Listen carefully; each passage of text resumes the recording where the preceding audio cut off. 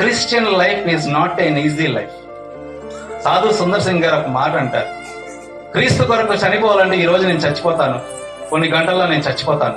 కానీ క్రీస్తు కొరకు నిజంగా బ్రతకాలంటే ప్రతి గంట నేను చస్తూ బ్రతుకుతాను.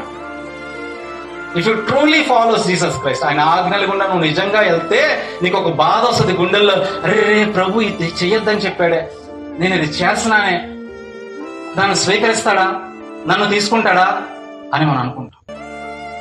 చూడండి, పడిపోయిన వారము పడిపోయిన స్థితిలో ఉంటే నీవు పూర్వ స్థితిలోకే మరలా వెళ్ళిపోతావు.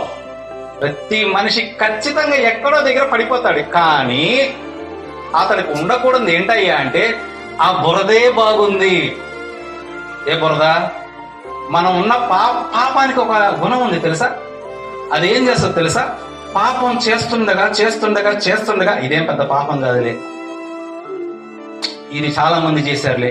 ఆ పాపం దాని స్వభావం అలా ఉంటది. ఆ పాపంలో నుంచి బయటికి రావడం చాలా కష్టం. అందుకే ప్రభు నీ వల్ల నా వల్ల కాదు కాబట్టి ఏం చేశాడంటే ఆయన ప్రాణాన్ని పెట్టి తిరిగి లేచి ఇప్పుడు అంటున్నాడు, మీరు నన్ను ఫాలో అవ్వండి, మీరు జయించండి అన్నాడు.